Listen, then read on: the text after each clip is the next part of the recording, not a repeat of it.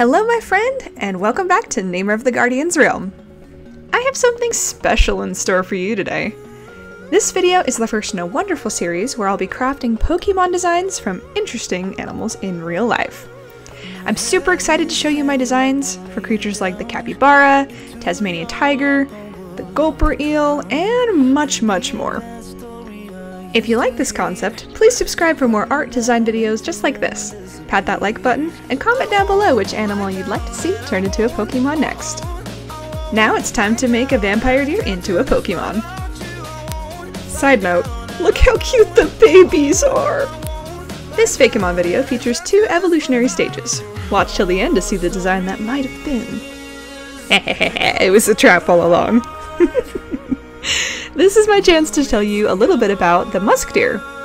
This wonderful design is actually based on a combination of the Chinese water deer and the Siberian musk deer, both of which are more commonly known as vampire deer.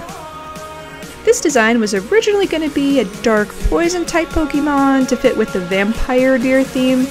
However, we saved that idea for the Guardian regional variant, my version of Aloha, that you'll see later on in the video. For the pre-evolution design, I wanted a small, simple deer shape for the base. These guys are really small in real life, and I wanted them to be the cute little babies that they are. Seriously? These adorable fanged ankle biters? A little over 1.75 high, fully grown. They weigh between 24 to 40 pounds, and they're little round, roly-poly balls of fluffy cuteness. At least according to what the internet has told me. Now, besides being small, this design also includes the signature fangs that vampire deer have, and the musk gland. The scent glands that musk deer possess came through this design in the shape of a round tail and small spots on the pelt, all places where the Fakemon's sweet scent will come through. This unique attribute is the reason why the Fakemon and the animal it's based on are endangered. In the real world, musk deer glands are used for usually really high-end fancy perfumes and probably other stuff I don't know about. Even though these valuable musk glands can be removed from the animals without hurting them too much, most hunters and, people that are trying to procure the scent don't do that at all. They still kill the animal. That's a similar problem in this Fakemon design world. They may not kill them, but it's to the point where there aren't very many in the wild, for PG reasons. Now, I decided to make this little guy a water type due to being based on, 2 different animals.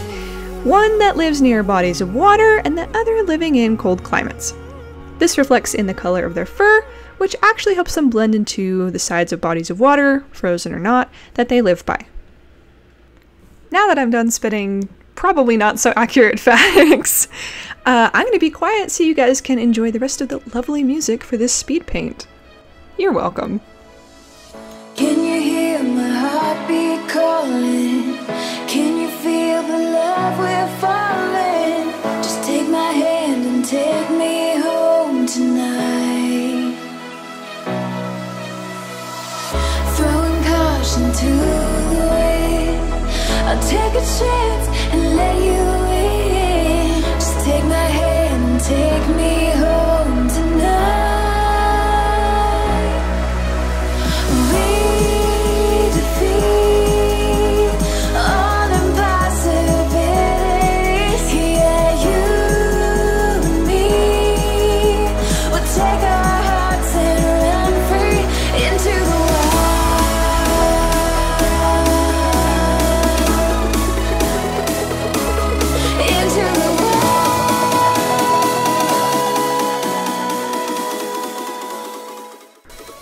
Now presenting the sweet baby vampire deer Pokemon, Vambi. The name came from the words vampire and the nickname we have for baby deer, Vambis. Here is the shiny version. Now for the Guardian variant. As you can see, this design fits far better with the sketch I came up with earlier. The name Vambi honestly applies more to this design than the former, as the second reason why I chose this name is because of the nickname I've given the habit of some herbivores. The ones that, have a weird tendency to eat small animals. I'm not gonna go too much into that. Mostly because I don't know much about it. Long story short, the nickname is Bloody Bambi. I'm sure you can see the correlation. These Fakemon, however, aren't actively aggressive and do not have these habits. Just a nickname is all. A visual nickname. These little babes can be a little bit standoffish, which is quite a bit different from their cousins who are very shy, and if they get to know you, they will start to warm up to you and be really sweet and nice. These ones, however, are used to being hunted, so not nearly as nice. The Fakemon as a species actually evolved not only their color scheme to match their new habitats of swampland and dense forest, but the scent of their musk has changed too. Instead of a sweet smell, it actually smells pretty foul. Because of the new adaptations these deer developed from their environment and things that happened around them in general, both these pre-evolved forms and the evolutions of the Guardian variant of the Vambi, because of these adaptations, the population has been able to grow. Because I can make up positive things in my fictional worlds! Wow, what a miracle. Here's the shiny. And here are some of the cards that I've made. You may have seen those earlier. Those are actually available on my Etsy store as well as on my Patreon for select human beings who choose. More on that towards the end of the video. Look at all the beautiful babies! So cute! Now, you may have noticed that this video is a little short for another 4 speed paints of the evolved form, and you would be correct. For some reason, the only screen capture I got for this Fakemon was like 4+ hours of my mouse moving around on my desktop. Yeah, I'm a little disappointed too.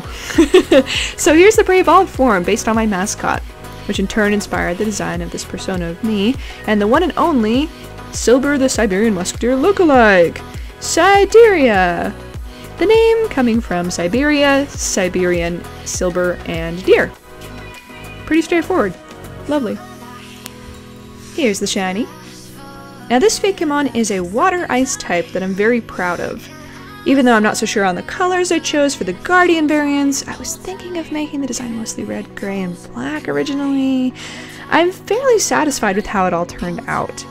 Because of the colors and patterns I chose for both the Guardian variants, I wasn't sure if I wanted to do a poison dark type or a dark water type.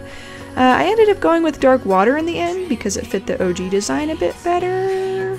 You may have also noticed that I added a fairy type move to the Vambi designs. This is because even though I love Pokemon, I don't know jack shit about stats or anything. I'm just a lover of the old Game Boy games and beautifully created character designs. And that's it for the designs for this video. If you didn't get a chance to before, please let us know you liked this video by liking, commenting, and subscribing to the channel. If you loved these Fakemon designs that I have made, you can receive them and lots of other art I've made through my Patreon, Etsy, and maybe even through a giveaway someday soon.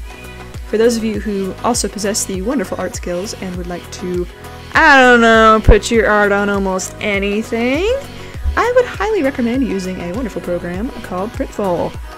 Printful is an on-demand printing and fulfillment company that helps people like you and me turn our ideas and brands into products. Check out what you can make using this special link I have down in the description.